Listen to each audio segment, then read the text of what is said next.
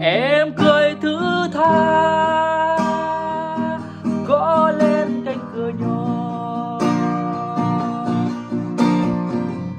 đánh thức ước muốn gọi tên tôi, gọi tên tôi thoát xa cơn mơ nào. Trên bên bờ đêm sao bao gọi mời em kề vai